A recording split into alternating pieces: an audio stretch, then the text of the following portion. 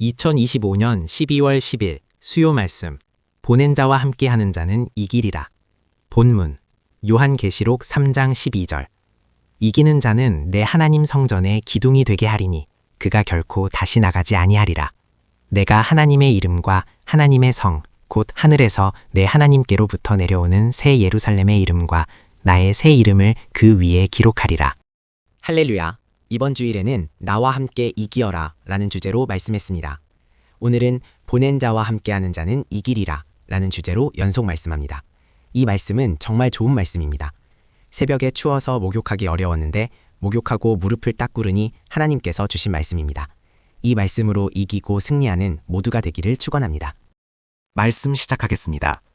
건강한 자가 아픈 자를 도와야 하고 눈뜬 자가 소경을 잡아주고 인도해야 하듯이 항상 강한 자가 약한 자를 인도해주고 돕는 것입니다. 아는 자가 알지 못하는 자를 이끌어주고 가르쳐주는 것입니다.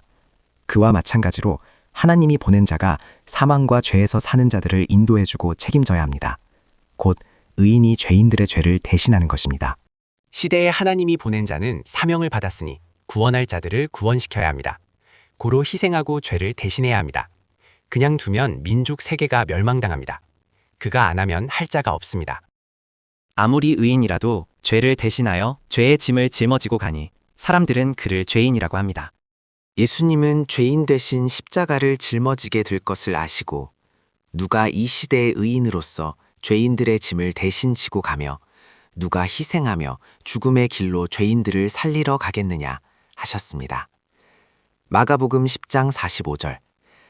인자에 온 것은 섬김을 받으려 함이 아니라 도리어 섬기려 하고 자기 목숨을 많은 사람의 대속물로 주려 함이니라. 요한복음 18장 11절. 예수께서 베드로더러 이르시되 아버지께서 주신 잔을 내가 마시지 아니하겠느냐 하시니라. 베드로전서 3장 18절.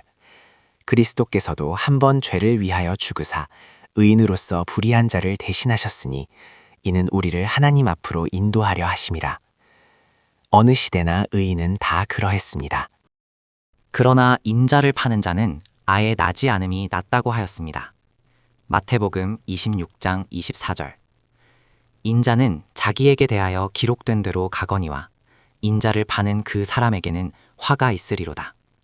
그 사람은 차라리 나지 아니하였다면 제게 좋을 뻔하였느니라. 그는 자기 구원할 자를 팔았으니 자기 죄를 자기가 감당하고 해결해야 하나 메시아가 아니라 감당할 수가 없기 때문입니다. 이 시대에 하나님이 구원자로 행하시는 일을 믿지 않는 자도 그러합니다. 시대의 말씀을 믿고 행하는 자만 하나님이 시대에 베푸시는 은혜 안에 들어갑니다. 그래야만 원칙대로 그 시대 구원을 받아 시대에 허락된 그 세계를 가게 됩니다. 육신이 불구 소경되어 살아보지 않은 자는 그 불편함이 어떠한지 모릅니다. 살아본 자만 압니다. 다만 애인되어 시중들며 도운 자는 알고 또 부모는 압니다. 마찬가지로 하나님이 보낸 자가 아니고는 시대와 하나님 뜻을 알지 못합니다. 하나님의 시대 보낸 자를 따르는 자는 배워 알고 갑니다. 하나님 뜻을 좇으며 얻을 것을 모두 얻고 영적으로 풍부하게 삽니다. 그러나 육적으로는 영적으로 얻지 못한 자들에게 가진 고통과 죄인 시함을 당합니다. 미움, 야유, 오해, 억울함을 받을지라도 영적으로 기뻐하며 구원을 얻고 사는 것이 낫습니까? 아니면 구원을 얻지 못하더라도 미움, 억울함을 받지는 않고 사는 것이 낫습니까?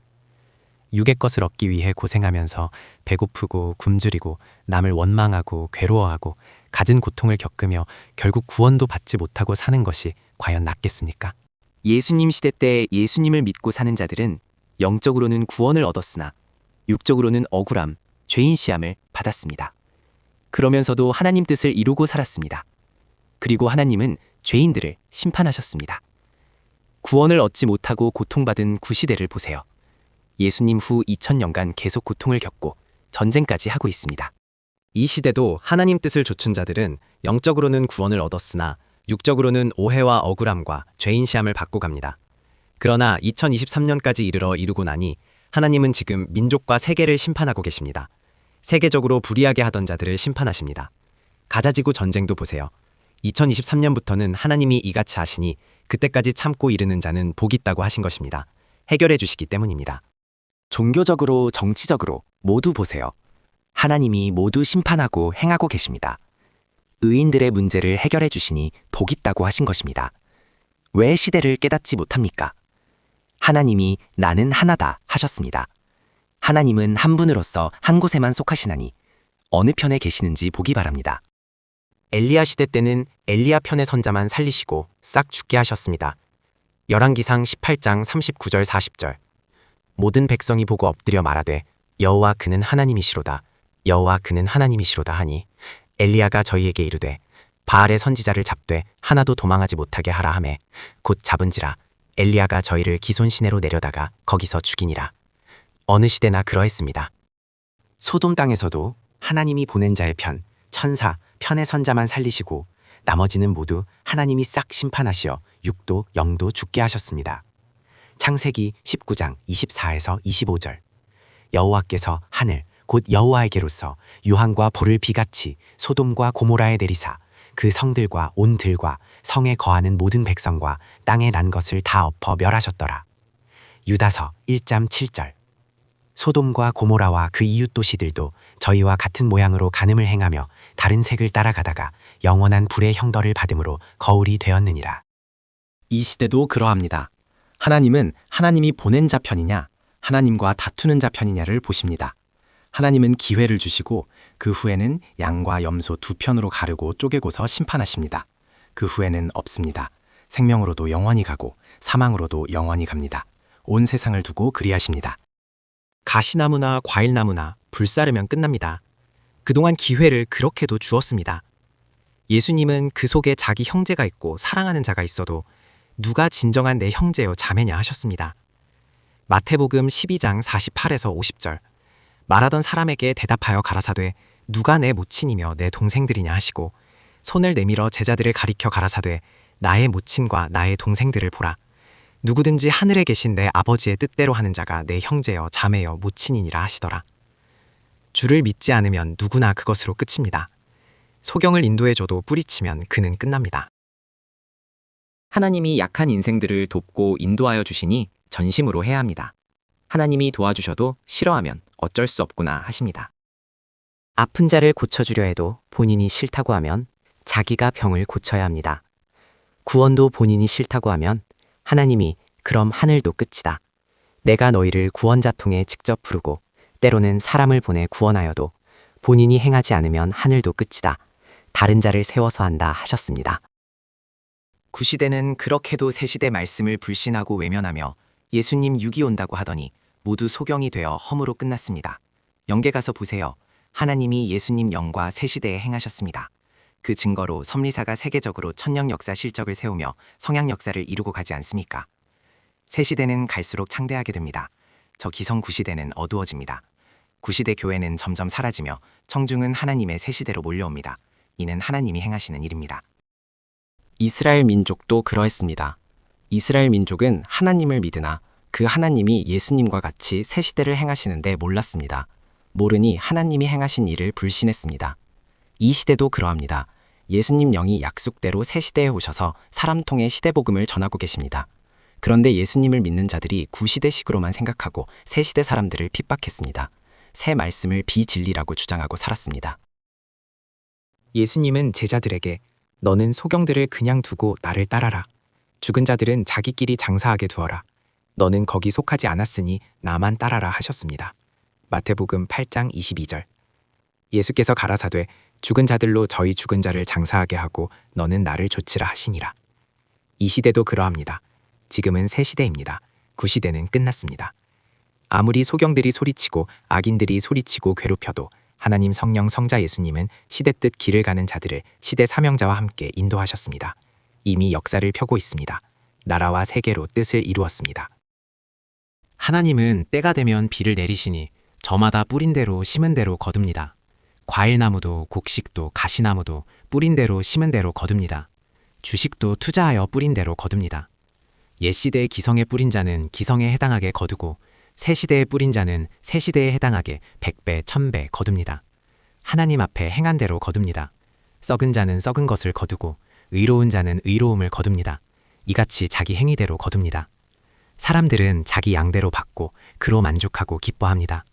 자기도 그리 받았으면 자기 받은 것이 무엇인지 타인에게 말해줄 것 없습니다.